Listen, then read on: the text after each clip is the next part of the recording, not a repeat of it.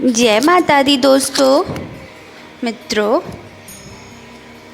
ऐसा माना जाता है कि हर सुहागिन महिला अपने सुहाग की रक्षा के लिए ईश्वर से कामना करती है और पति की लंबी आयु की दुआ करने के साथ साथ वह उसकी तरक्की के लिए उपवास भी रखती है।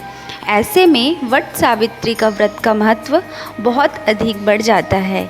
ये उपवास हर सुहागिन महिला के लिए खास होता है। वट सावित्री व्रत के दिन सुहागिनें पूरे विधि विधान से पूजा करती है। इस दौरान कुछ महिलाएं निर्जला उपवास भी रखती है। इस दिन वट वृक्ष की पूजा का खास महत्व है। ऐसा माना जाता है कि इस वृक्ष की पूजा के बिना व्रत अधूरा होता है।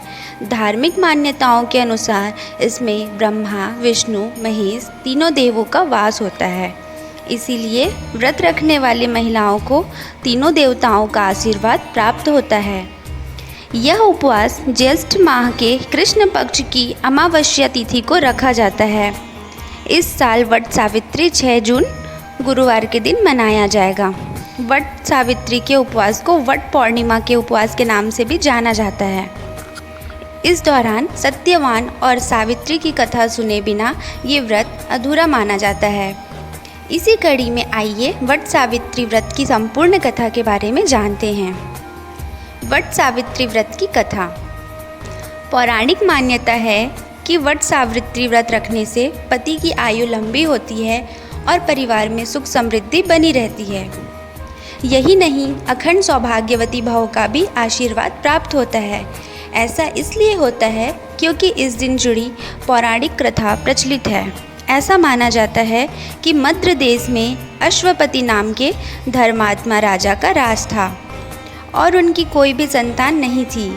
राजा ने संतान प्राप्ति के लिए यज्ञ करवाया, जिसके शुभ परिणाम के बाद उनके घर एक कन्या का जन्म हुआ।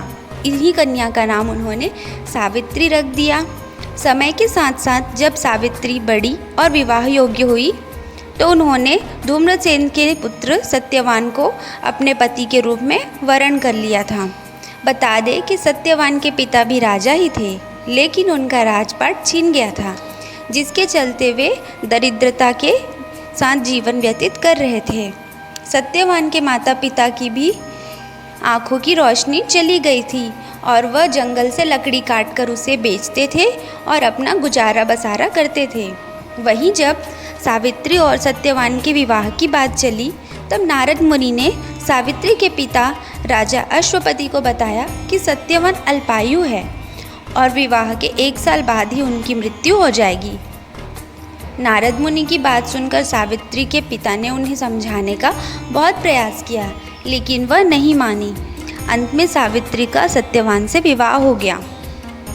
शादी के बाद सावित्री अपने सास ससुर और पति की सेवा में लग गई।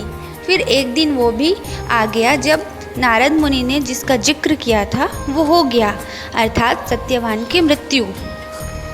उसी दिन सावित्री भी सत्यवान के साथ वन को गई थी। वन में सत्यवान लकड़ी काटने के लिए जैसे ही पेड़ पर चढ़े, उनके सिर में असहनीय पीड़ा होने लगी। कुछ समय में वह सावित्री की गोद में अपना सर रखकर लेट गए और उनके सामने यम के दूत आ गए और यमराज खड़े हो गए। यमराज सत्यवान की आत्मा को लेकर दक्षिण दिशा की ओर चलने लगे। पतिव्रता सावित्री भी उनके पीछे पीछे चलने लगी। आगे जाकर यमराज ने सावित्री से कहा, हे पतिव्रता नारी, जहाँ तक मनुष्य साथ दे सकता है तुमने अपने पति का साथ दे दिया, अब तुम लौट जाओ। इस पर सावित्री ने कहा, जहाँ तक मेरे पति जाएंगे वहाँ तक मुझे जाना चाहिए, यही सनातन सत्य है। यमराज सावित्री की वाणी सुनकर प्रसन्न हुए और उनसे 3 वर मांगने को कहा। यमराज की बात का उत्तर देते हुए सावित्री ने कहा, मेरे सास ससुर अंधे हैं, उन्हें नेत्र ज्योति दे। यमराज ने कहा, तथास्तु, और उन्हें कहा, लौट जाओ। किंतु सावित्री यम के पीछे चलने लगी। यमराज ने प्रसन्न होकर दोबारा वर मांगने को कहा तो सावित्री ने वर में मांगा कि मेरे ससुर को खोया हुआ राज्य उन्हें वापस मिल जाए। इसके बाद सावित्री ने यमदेव से वर मांगा, मैं सत्यवान के 100 पुत्रों की माँ बनना चाहती हूँ, कृपा करके आप मुझे यह वरदान दें। सावित्री की पति भक्ति से प्रसन्न होकर यमराज ने तथास्तु कहा। जिसके बाद सावित्री ने कहा कि मेरे पति के प्राण तो आप लेकर जा रहे हैं, तो आपके पुत्र प्राप्ति का वरदान कैसे पूरा होगा। तब यमराज ने अंतिम वरदान देते हुए सत्यवान की जीवात्मा को पास से मुक्त कर दिया। सावित्री पुनः उसी वटवृक्ष में लौटी तो उन्होंने पाया कि वटवृक्ष के नीचे उनके पति सत्यवान के मृत शरीर में जीव का संचार हो रहा है।